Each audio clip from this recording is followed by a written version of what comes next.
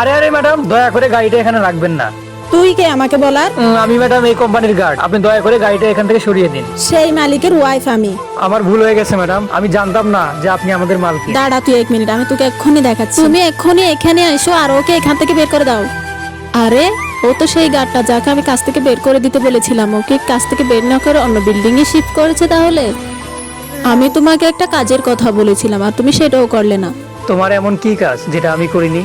আমি তোমাকে বলেছিলাম ওই গার্ডটাকে কাজ থেকে বের করে দিতে, আর তুমি ওকে অন্য বিল্ডিং এ শিফট করে দিলে। আমি ওকে আজকেই কাজে থেকে বের করে দিব, কিন্তু তার আগে আমি তোমাকে একটা নতুন জায়গায় নিয়ে যেতে চাই। কোথায় কোথায় নিয়ে আসলে তুমি আমাকে? কি নোংরা জায়গাটা। জায়গাটা নোংরা মনে হচ্ছে তাই না? এটা সেই গার্ডেরই বাড়ি যাকে তুমি চাকরি থেকে বার করতে চেয়েছিলে। দেখো কিভাবে জীবন কাটাচ্ছে। ওই দেখো ওনার ছেলে অনেকদিন ধরে অসুস্থ। স্যার আপনি, আপনারা আমার মতো গরিবের বাড়িতে। ম্যাডাম অ্যাকচুয়ালি তোমার ছেলের খবর নিতে এসেছিল। বলছি শোনো না, আমরা আজকে থেকে ওর মাইনেটা একটু বাড়িয়ে দিই। হ্যাঁ নিশ্চয়ই, আজকে থেকে তোমার মাইনে বাড়িয়ে দিলাম।